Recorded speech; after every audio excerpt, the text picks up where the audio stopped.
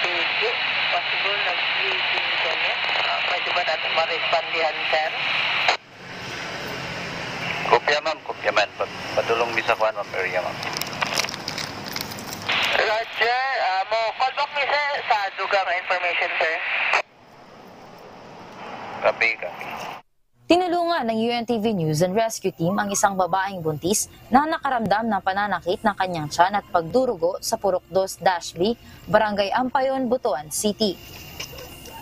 Naabutan ng team ang babae na nakaupo sa labas ng kanilang tahanan na iniinda ang pananakit ng kanyang tiyan. Agad namang nagsagawa ng assessment ang team sa kalagayan ng babae. Napag-alamang bago pa man nangyari ang nasabing pananakit ng tiyan, ay nakaranas na ito ng spotting 1 linggo na ang nakalipas. Maselan umano ang pagbubuntis ng babae, kaya pinayuhan ito ng kanyang doktor na bumalik sa hospital kung magpapatuloy pa rin ang pagdurugo. Last week, nagbigan siya sa iyang doktor, nag-cutting up, kaya nag-spotting daw siya. Dito may bawaan yung siya. Nagbigan daw siya ang doktor na once kusog ang dugo, pinahanglan admitted siya kay sensitive siya. Ito niya, sige na ako sa gipalo-up, pupunta na ang inuwan, naundang na bagong dugo. Kinilala ang babae na si Chini Juan, 30 years old. Dinala ng UNTV Rescue si Chini sa Butuan Medical Center para sa kaukulang atensyong medikal.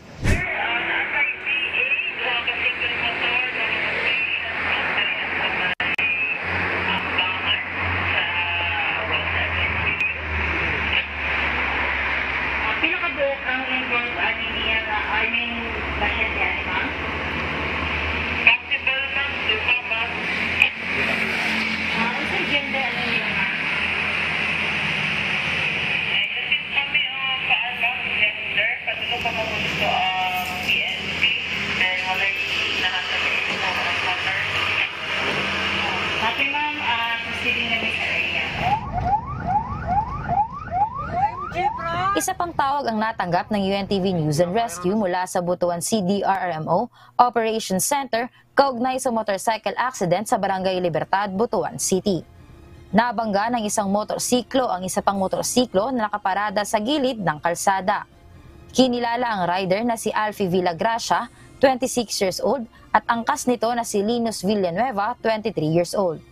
Nagtamo si Villagracia ng hiwa sa kanang kilay, pananakit at pamamaga sa kanang balikat at gasgas sa kaliwang likod ng balikat at paa nito. Sugat naman sa iba't ibang bahagi ng katawan at mukha at pananakit ng ulo ang natamo ni Villanueva. Parehong binigyan ng rescue team ng paunang lunas ang 2 sugatang sakay ng motorsiklo. Ayon sa isang residenteng nakarinig ng pangyayari, isang malakas na kalabog ang narinig niya habang nasa bahay ito. At nang tignan ay nakita niya ang 2 motorsiklo na parehong natumba na nasa kalsada. Agad niyang nilapitan ang mga biktima at nang makita ang kalagayan nila ay tumawag na ito ng tulong sa police station.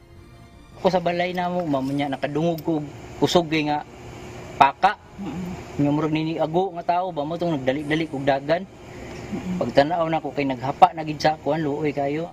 Matapos ang pagbigay ng paunang lunas sa 2, ay hinatid na ng team sa Agusan del Norte Provincial Hospital si Villagracia. Samantala, ang Bureau of Fire Protection Rescue Unit naman ang naghatid sa hospital kay Villanueva. Ang nakabangga naman nilang rider ay nagtamo din ng sugat, ngunit ang mga pulis na ang tumulong sa kanya. Hazel Fuerzas, UNTV News and Rescue. Diyos ang aming sandigan, serbisyong publiko ang aming pinahahalagahan.